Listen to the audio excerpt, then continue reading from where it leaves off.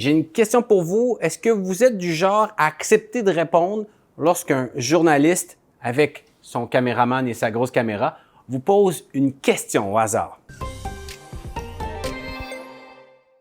Je vous parle des Vox Pop, les fameux micro-trottoirs qui sont si présents dans les reportages télé. Comme journaliste, on en a tous fait et on s'est tous fait dire à un moment ou un autre non.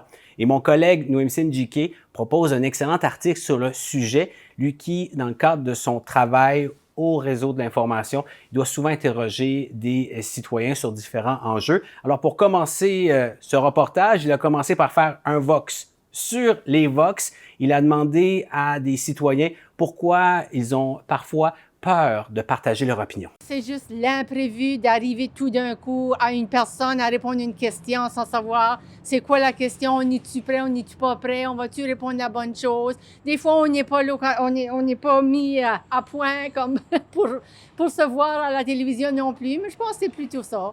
Puis si les Vox Pop sont autant utilisés, il y a une très bonne raison, c'est que ça permet de présenter l'avis de la population plutôt que celle de politiciens ou de spécialistes. Je pense que Vox Pop, c'est ça, fondamentalement. C'est une façon pour les journalistes d'aller recueillir la parole citoyenne, de voir qu'est-ce que les gens ordinaires, les non-experts, pensent de différents sujets. Et ça, c'est une démarche essentielle. Il faut aussi souligner l'importance de la langue. C'est pas tout le monde qui est à l'aise de répondre à ce type de questions en français. Bref, les micro-trottoirs, oui, c'est un outil imparfait, mais ça nous permet de se rapprocher de la population. Ça, c'est très important pour un média comme Radio-Canada.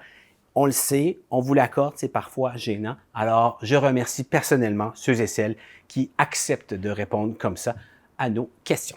Voilà, c'était votre vidéo journal. Pour d'autres nouvelles, consultez notre appli. Ciao!